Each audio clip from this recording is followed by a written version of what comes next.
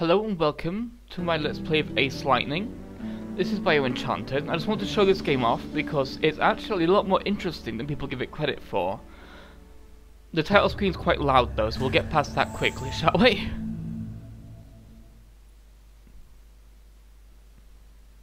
Here we are. The sixth dimension. Home to the lightning A little knights, backstory first, random virus, sparks, and Ace Lightning. Lord Fear, Ace Lightning's most fierce adversary, has escaped from his prison.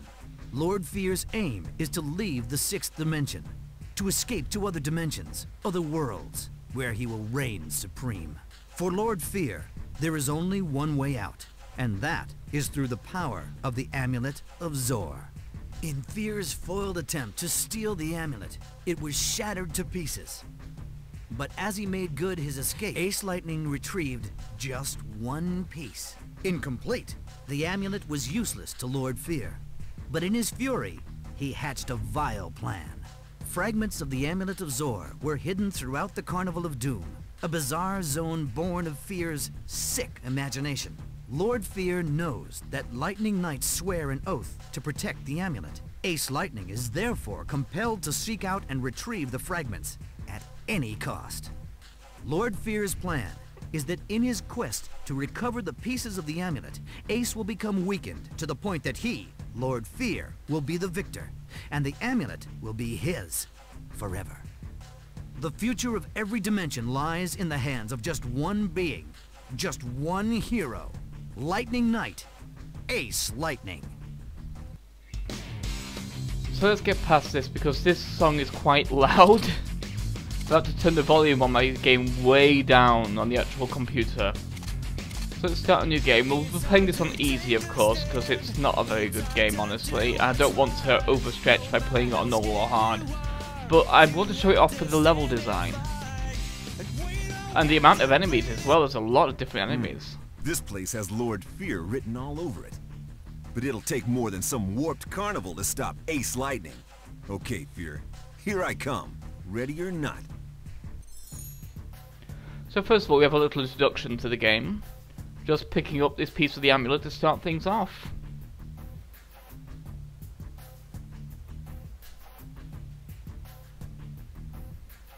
And one thing I quite like with this game is the pieces of the amulet, unlike a lot of collectathons, aren't identical to each other. They actually do give you different pieces of the amulet as you go through the game, and you can see it assemble itself, as you'll see here. A fragment of the Amulet of Zor. So while this one looks a bit like an A for Ace Lightning, that's just a coincidence, or just clever visual design of the amulet itself. But there we have our first piece of the amulet, and you can see it slotting into place. We've got a lot of pieces to get, but let's just take a look around first, shall we? We can go into first person mode just to look around. It's useless, but it's there. I mean, I never use it. This is the first level hub we'll be going to. Well, let me just show off the others as well, just to show them off. I haven't beaten the game yet, but I have got quite far into it, and I've got past the hardest level. Well, level said, that as far as I can tell. And one thing I quite like here as well is that the levels all kind of animate like that. That's really cute. Like the little bouncing cactus over there. It's just a cute visual thing, that. And here we have the what will be the final level, the haunted house. Of course, it will be the final level. It's right at the top of the area. What else would it be? Need a lot of amulet pieces to get in there, though. So first, let's get started, shall we? We're going to Google's Big Top. Where is my clown of mayhem? Googler! Reported for duty, sire! I actually started playing this game because of the of that old thread from Moving Biscuit and Super Graffiti, where they just played a bunch of bad PS2 games for a while. And this one kind of intrigued me because they were doing so poorly at it. I was like, really? You know, basically I started thinking, how bad could this game really be? So I gave it a go myself, and surprisingly, found myself having some fun with it. And also, they got completely lost at one point. They were trying to find the second level to get to, because they beat that level and they couldn't find the third one. The second level's right here, it's just this trampoline, but we'll be seeing that later. When I played this game, I was like, really, you didn't notice the padlock there? But then again, they weren't paying that much attention, so let's get into the first level and deal with the integrity of the level itself. Googler? I'm in pole position! Come and get me! I'm not wild about this. See you later! Not! As you can tell, this game is peak 90s, puns everywhere and not jokes. Seriously? But something that's kind of interesting there is this game, this early in the life cycle of the PS2, is masking its loading times with a cutscene. There's a lot of PS2 games that didn't do that. That wasn't a major thing until like the Xbox. So it's kind of interesting that this pretty poor game on the PS2 basically almost not quite pioneered it by being one of the first games to actually like do that. Which is kind of interesting really, just as a kind of like a gaming history kind of a thing, or calling it that seems a little pretentious, but you know what I mean. This is a piece of gaming history though, so here's a couple of power-ups as well, just to explain them. Yes! The shield is one we'll need to activate, but the shoes are a double jump that we can do. Which will be quite helpful, but not at this point, because we don't really need a double jump right now. And those lightning bolts, I think, are another kind of power-up. Doom dimes.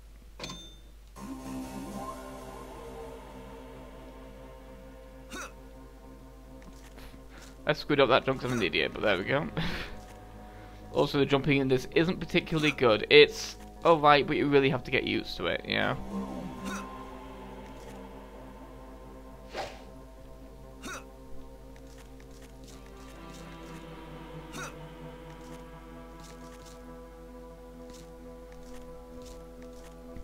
Now, the boots are a passive power-up in that when you pick them up, you'll already have used them, like automatically used them. While the other two power-ups are active, you have to physically activate them by pressing a button. I don't know what button that is. It seems like I've done it by accident a few times, but I don't know which button I pressed to actually do it. But, of course, they are a shield and a power-up for your lightning gun. That I think just make your defense and attack stronger, respectively. But again, I've never been able to actually use them consistently. And also, important note there, pressing the B button there is important. Because if you don't press the B button, you won't bounce high on the trampoline, you'll just do a normal little bounce. And that's kind of pathetic and won't get you the height, and you'll just fall and lose some health here. I did that on my practice one, recording. Well, I tried to record, but because I'd messed up the settings in OBS, it was just a tiny little corner of the screen, which was really annoying.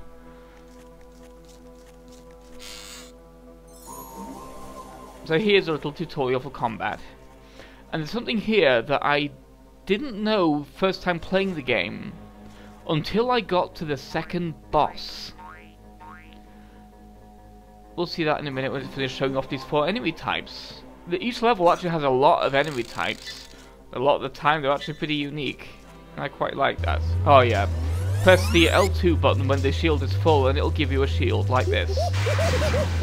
And if you can actually lock on, that was the thing I didn't know about before, that I didn't know was the thing we can do. Because there's just a level 2, the boss 2 actually makes you use the lock on, so that's why I found it out there. Before we go to the line, let's head up onto this cage to pick up some other things. Yes, yes. And see what the see if we can activate the other power up, shall we? Just to see what it also does.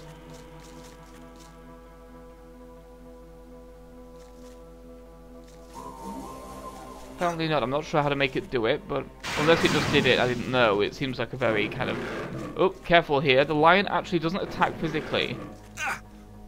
It attacks by shooting its teeth at us, which is pretty funny. But that was annoying. For some reason it wouldn't lock on properly, but again, I didn't say this game was good.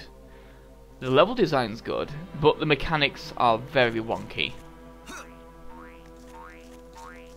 We just need to be absolutely certain we're pressing the buttons we're trying to press to make things do what we need them to do. That's better. As you can see, there's already 4 different enemy types here. And that's not even the same, the max amount of enemy types in this particular level.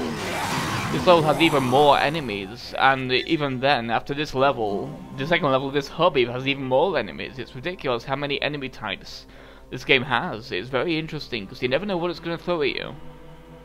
Unlike a lot of platformers, we're not going to be fighting the same Goombas over and over and over and over again. And yes, I directly called out Mario there, but you know, I quite like the number of enemy types this game has. It gets a little ridiculous, and that's kind of fun. Of course, the mechanics are, again, not the best, as you saw from my trouble locking on that time, but, you know, it works well enough for what it's trying to do, and the levels themselves, outside of a few really difficult levels that are just difficult because you have way too many enemies, are kind of neat in their own right. As you can see, I've got kind of the hang of the platforming, but it is not as good as I'm making it look here. The platforming is awkward, and very easy to misjudge distances, like I just did there. I've just been playing this game quite a lot, and I've got quite far in the game, so I've just kind of got used to how the platforming feels. There's all the coins in this room now, so let's move on, shall we? That's much better.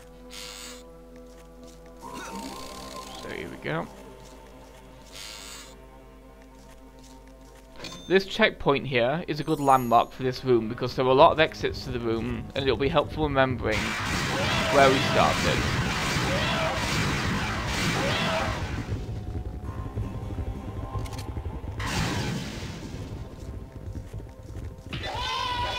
We could also punch, as you can see there.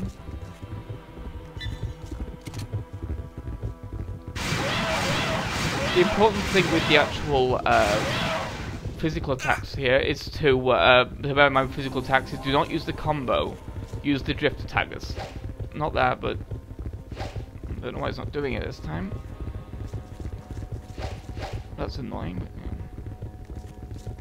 There we go. You have to be not locked on, I think, to actually use it, but it's this kind of attack. So it does a bit more damage than the actual drifting, non-drifting attacks, as you can see there. And it has quite range as well. So if you're stuck into a fight with a lot of enemies, this is a pretty good way to clear out multiple enemies at once. Let me just pick up that bottle real quick before we finish off this elephant, because I'm doing way worse at this than I normally do. There we are, that's better. I don't normally do that poorly at that fight. Let's go around the edges and see what we can find here, shall we? Take out these enemies. Yeah, this area actually has quite a lot of enemies wandering around.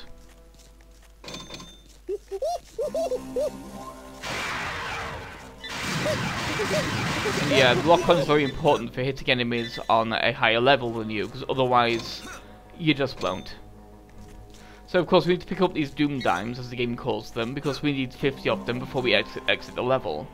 But also, if we collect 100 of them, it will give us an extra life, which is very kind. We'll need as many of these lives as we can get.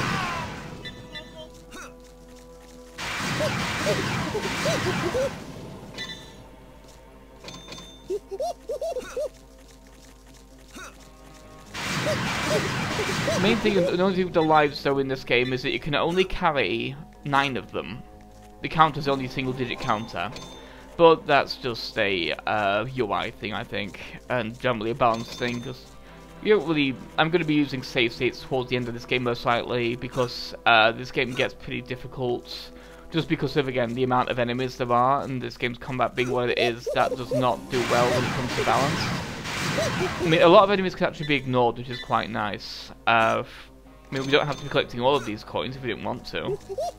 But again, we want as many as we can get early on, because the more lives you get, the better.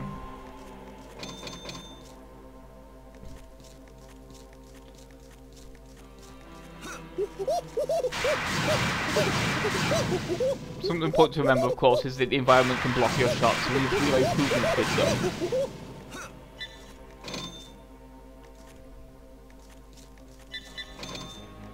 There we go.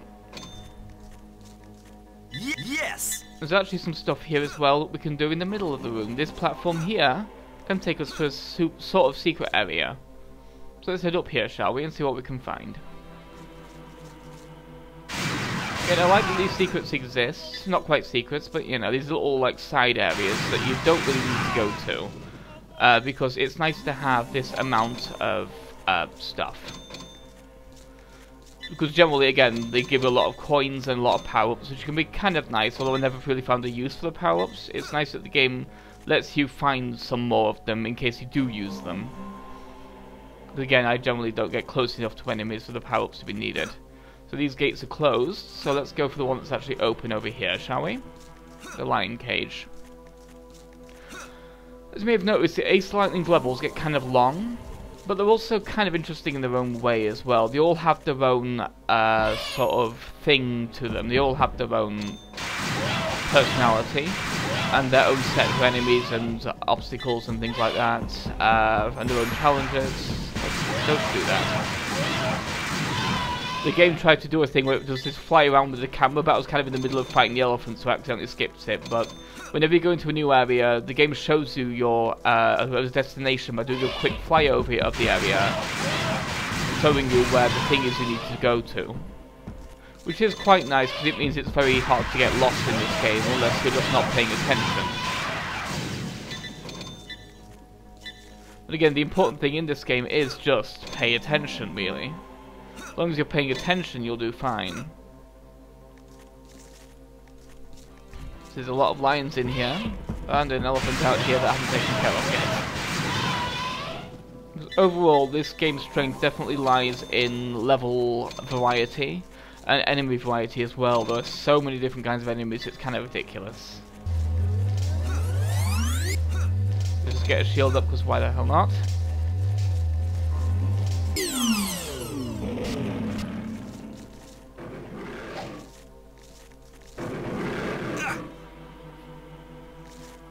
Of course, there, we think we saw what the lightning actually does. It makes one of our guns shoot lightning like that. I think that makes us more damage, but I've never actually used it, so I don't really know. I didn't even know how to activate it. I think it's just pressing the R2 button, though, along with the L2 button activating the shield. The R2 button, I think, is what activates the lightning gun. I just never use it. Because generally the lightning gun's normal ammo just fine, but I think I'll try and use it more in future because it might come in handy when it comes to bigger fights. Like, I'll try and actually use it for the purpose of the LP just to show off all the mechanics and things.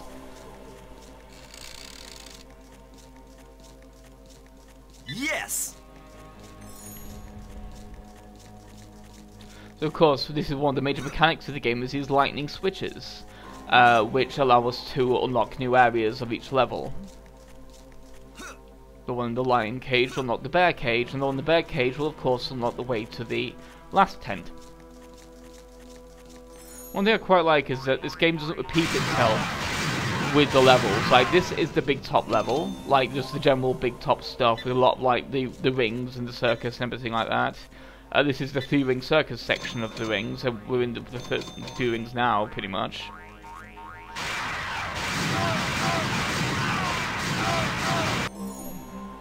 There's the flyover thing that I accidentally escaped. But this is the only level that's actually in the 3-ring part of the 3-ring circus. The other levels all take place in different parts of a tent theme, as opposed to just all taking part in the same basic tent area for 3 levels, which would get very boring very quickly. I mean, there's some attempts there, which is pretty cool. Oh, careful, this guy. Being an idiot, not noticing he's encroaching on me. So, of course, we can't actually get into this particular cage the normal way because the cage is broken. So we need to be a little tricksy about it and find an alternate way through. Don't know what this blue sparkly is, but this is our alternate way through. Climbing up these so that we can jump over the edge of it.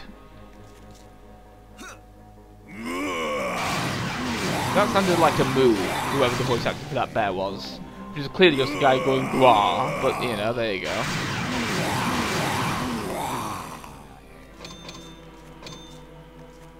Like, some of the enemies in this game are actually quite funny because they do things that you don't actually expect them to do.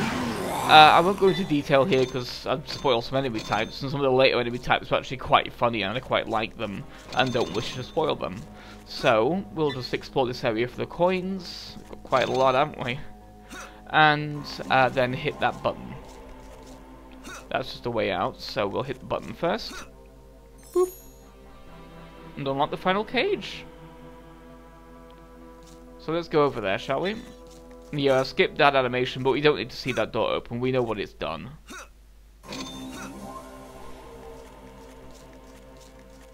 So generally, we only ever need, for most of these levels, we generally just need to get 50 Doom Dimes and then reach the exit. There's a few, of course, as you saw, sub-objectives. Most of this is just explore the level, but later levels will have kill all the enemies in an area, or do some platforming and press some switches, or just, instead of just, or in some cases even finding keys as opposed to just leave. But in this case, it's pretty much just leave. We've got way more dimes than we need, so we need to be careful in here. Because we're not just dealing with the normal enemies in here, we have a few different things going on.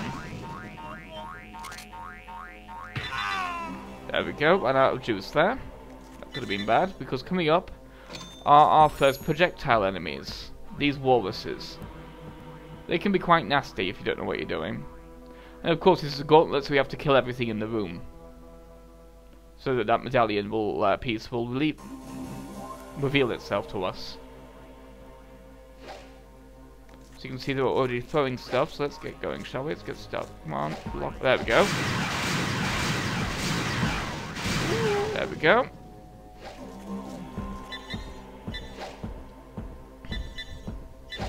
Of course, these lightning bolts actually just refill our ammo as well as giving us that little thing, so it's always worth picking them up.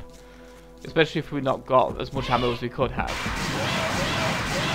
The most annoying thing with this game is the enemies generally give exactly enough ammo to kill them, but of course sometimes you can miss your shots, and that can really be annoying because of that fact. Just make sure all the enemies on the outer ring are killed before we go inside, and they are, so that's nice. Refill. Yes! And move in. Move in because Ace can't shoot. Without the lock-on, of course. The lock-on makes it much easier to play this game. We're not when you locked onto the wrong enemy like an arse, but there you go. Good guy now. Oops, shit, that was very bad.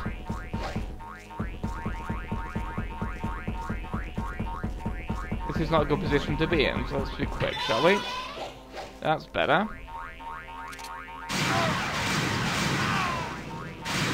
There we are. That could have gone very poorly. But we've got the amulet piece. So let's pick it up and finish this off, shall we? And that is the end of the first level of what a lot of people consider to be a generally really bad game. Ace, where are you going? Don't just shuffle off, the medallion's right here. Yes! Another piece of the amulet is mine! I actually think that was the game's way of getting Ace out of the way so we don't accidentally pick up the amulet piece when it landed and accidentally break something. I think that's what that was. Which is pretty funny, but there's our second piece of the amulet, and our first real level of the game completed. Some things never change. But which attraction is next this time? So yeah, next time we'll be going to this trampoline. We'll be exploring a completely different area of the Big Top. So that's going to be pretty fun. I'll see you then.